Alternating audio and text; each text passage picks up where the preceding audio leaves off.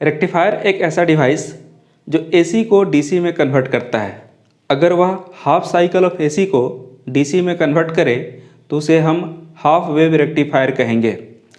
Half wave rectifier हो या full wave rectifier हो, दोनों के लिए प्रिंसिपल कॉमन होता है। अगर आप पीएन जंक्शन डायोड की बात करेंगे तो फॉरवर्ड बायस वाले कंडीशन में हम उसे कंडक्टिंग कहते हैं, और फॉरवर्ड बायस होने के लिए पी साइड हाई पोटेंशियल पे और एन साइड लो पोटेंशियल पे होना चाहिए। तो जैसा कि हम लोग सर्किट देख सकते हैं, सर्किट में एक एसी सप्लाई के लिए इस पार्ट में ट्रांसफार्मर का सिंबल रिप्रेजेंट किया गया है। ये आयरन कोर ट्रांसफार्मर है जिससे हम एसी सप्लाई को जोड़ देंगे। एक पीएन जंक्शन डायोड यहाँ पर जोड़ा हुआ है और साथ ही साथ एक लोड रेजिस्टेंस जिससे कि हम आउटपुट ऑब्टेन करें। वो एलईडी भी हो सकता है और दूसरे कोई भी अपरेटस यूज किया जा सकता है जहाँ पर हम आउटपुट ले सकें। तो ये लोड रेजिस्टेंस आरएल। अब सवाल ये है कि जब हम सप्लाई कर रहे हैं तो सप्लाई हम एसी का जो करेंगे वो सिनुसॉइडल होगा, जैसा आप देख पा रहे हैं। ठीक है, ये इनपुट है जो हम यहाँ सप्लाई कर रहे हैं। अच्छा, एक चीज़ मान लेते हैं, ये सप्लाई हम यहाँ से नहीं सीधी ए बी के पास से मार्क कर रहे हैं, क्योंकि यहाँ जो हम सप्लाई देंगे उसका म्यूचुअल इंडक्शन के कारण फेज चेंज हो जाएगा, तो एक फेज बाद की बात करनी होगी। इसलिए हम जो इनपुट की बात कर रहे हैं वो ए पॉइंट पे इनपुट की बात कर रहे हैं और वो ऐसा है। अब ये देखिए, फर्स्ट हाफ साइकिल में जहाँ पर ए आपका पॉजिटिव है ना, मान लीजिए +10 वोल्ट है, और बी आपका नेगेटिव है मतलब -10 वोल्ट है। साफ तौर पे दिख रहा है कि पी साइड हाई पोटेंशियल पे है, एन साइड लो पोटेंशियल पे है।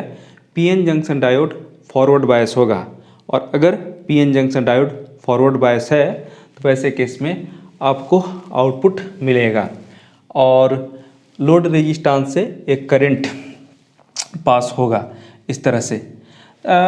तो वैसे केस में हम आउटपुट का वेव फॉर्म ऐसा दिखाएंगे।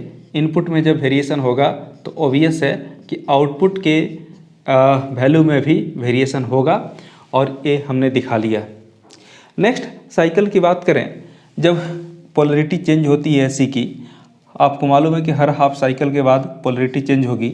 अब कंडीशन कुछ ऐसा होगा, ए साइड -10 वोल्ट पे और बी साइड +10 वोल्ट पे। अब अगर चेक करें तो बायसिंग के हिसाब से ये रिवर्स बायस वाला कंडीशन होगा। क्योंकि पी साइड अब लो पोटेंशियल पे है और एन साइड हाई पोटेंशियल पे है। अब रिवर्स बायस के केस में मेजॉरिटी कैरियर्स का फ्लो नहीं होगा, यानी इस केस में PN junction diode majority carriers को ब्लॉक कर देगा और लोड रेजिस्टेंस के अक्रॉस करंट नेग्लिजिबल होगा। वैसे केस में आप कह सकते हैं ये नॉन कंडक्टिंग स्टेट में है, और जब कंडक्ट नहीं करेगा तो ये पूरा हाफ साइकिल, ओके, जो लोअर हाफ साइकिल है वहाँ तक कोई करंट नहीं जाएगा, आउटपुट आपको मिलेगा ही नहीं।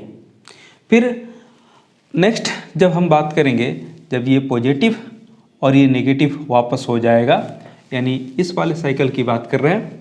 इस साइकिल में देखिए फिर से पी साइड हाई पोटेंशियल पे, एन साइड लो पोटेंशियल पे, यानी फॉरवर्ड बायस का कंडीशन होगा। और फॉरवर्ड बायस होने के कारण यहाँ पर आप देख सकते हैं कि आपको आउटपुट फिर से मिलेगा। फिर गैप हो जाएगा अगले बार में जब पोलरिटी बदलेगी, और फिर जहाँ पर पॉजिटिव साइकिल मिल रहा है वहाँ पर आपको आउटपुट मिलेगा। तो आप यहाँ पर देख रहे हैं कि ये पूरे साइकिल में नहीं, हाफ साइकिल में ही आउटपुट शो कर पा रहा है, दे पा रहा है, और इसलिए आप इसे हाफ वेव रेक्टिफायर कहेंगे। एक और चीज़ हमारे पास रिलेशन होना चाहिए, एक तो आउटपुट फ्रीक्वेंसी की बात। हाँ, आप बोल सकते हैं कि जब डीसी में कन्वर्ट कर ही दिया तो आप फ्रीक्वेंसी की बात कैसे करेंगे, क्योंकि डीसी का फ्रीक्वेंसी तो 0 होता है। कह सकते हैं ऐसी बात, लेकिन एक बात आगे चल कर के पता चल जाएगी कि हाफ वेव रेक्टिफायर या फुल वेव रेक्टिफायर एसी को कम्प्लीटली डीसी में, प्योर डीसी में कन्वर्ट नहीं कर पाता। उसमें पार्ट ऑफ द एसी रह जाता है, क्योंकि ये फ्लक्चुएशंस दिख रहे हैं। तो उसके हिसाब से अगर हम फ्रीक्वेंसी की बात करें तो देखिए यहाँ तक मैं पहले भी एक बार बताया हूँ कि एक साइकिल कंप्लीट है, और एक साइकिल को है ना इसने एक बार वेरिएशन शो किया। अगर हम यहाँ तक की बात करें तो हमारे पास 2 साइकिल है, 2 साइकिल में इसने फिर से 2 वेरिएशन शो किया, यानी जितना इनपुट का फ्रीक्वेंसी है उतना ही फ्रीक्वेंसी आउटपुट का भी है। यानी हाफ वेव रेक्टिफायर में इनपुट और आउटपुट दोनों के फ्रीक्वेंसी सेम रहेंगे।